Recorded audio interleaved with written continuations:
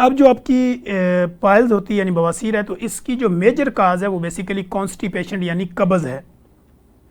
अब कॉन्स्टिपेशन यानी कब्ज़, अब कब्ज़ तो अगर हम बात करें तो हमारे मुल्क समेत दुनिया भर की अगर बात करें तो तकरीबन, अगर मैं गलत नहीं हूँगा तो तकरीबन 40 to 60% population of the world जो है वो कॉन्स्टिपेशन यानी कब्ज़ का शिकार है।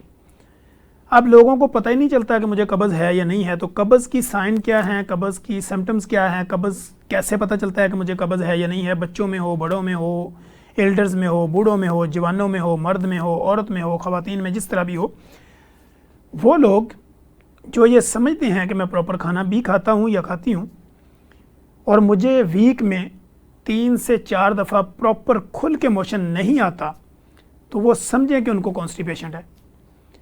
अब कुछ लोग ये कहते हैं, हमारे क्लिनिकल ट्रायल में जब पेशेंट आते हैं वो कहते हैं मुझे रोज़ पखाना पास नहीं होता।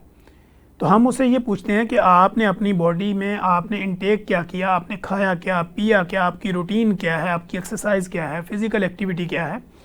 तो ये सारी चीज़ें देख के फिर हमें पता चलता है कि इसको कॉन्स्टिपेशन है या नहीं है। अगर कब्ज़ है भी तो इसको क्रॉनिक कॉन्स्टिपेशन है, अक्यूट है, सवेयर है या माइल्ड है, या इसको प्राइमरी स्टेज की है। कब्ज़ की भी अकसाम है कि किस तरह की आपको कब्ज़ है। तो अब अगर बच्चों में देखें, बच्चा अगर 8-8 10-10 दिन अगर मोशन नहीं करता या वो उसको स्टूल पास नहीं होता, पखाना नहीं आता, बड़ा पेशाब नहीं आता, तो ये भी एक कब्ज़ है। फिर हमें देखना पड़ता है कि उसके इंटेस्टाइन में क्या प्रॉब्लम है, उसका पेट जो है वो किस तरह फूला हुआ है या उसमें क्या मसाइल है।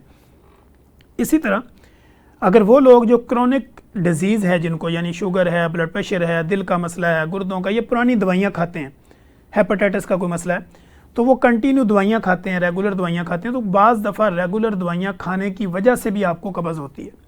तो इसलिए हम जो है वो प्रॉपर आपकी हिस्ट्री जो है उसको मेंशन करते हैं कि पेशेंट की असल में हिस्ट्री क्या है, उसका बैकग्राउंड क्या है, पेशेंट का जो है वो लाइफस्टाइल क्या है, उसकी डाइट हैबिट्स क्या हैं, पेशेंट का चलना फिरना, खाना पीना, उठना बैठना, सोना, ये क्या है।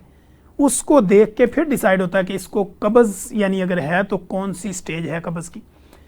इस तरह वो लोग जो हार्ड वर्कर हैं, मज़दूर हैं, बिल्डर हैं या फार्मर हैं, हमारे किसान हैं, या जो भी हार्ड वर्क करते हैं, लेकिन वो सुबह के टाइम पराठे खाते हैं, चाय पीते हैं, इसके अलावा दोपहर के टाइम में फल फ्रूट भी खाते हैं, पानी भी पीते हैं, लस्सी दही का भी भरपूर इस्तेमाल करते हैं, लेकिन उनको भी अगर कब्ज़ होती है तो उसकी कैटेगरी और है।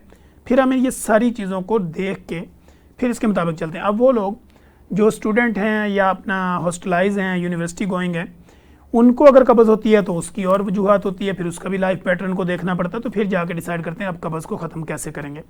अब हम बात करते हैं कि कब्ज़ को ख़त्म कैसे किया जा सकता है। पहले तो हमने ये डिसाइड किया कि कब्ज़ आपको कैसे पता चलता है कि मुझे कब्ज़ है। तो इसका एक सिंपल सा फार्मूला, अगर आप एल्डर एज में हैं या आप टीन एज में हैं या आप यंगस्टर हैं, अगर आपको वीक में 2 से 3 मोशन प्रॉपर तरीके से फ्रेश होके आते हैं तो आप कॉन्स्टिपेशन पे फाल नहीं करते, यानी क्वालिफाई नहीं करते, आपको कॉन्स्टिपेशन नहीं है।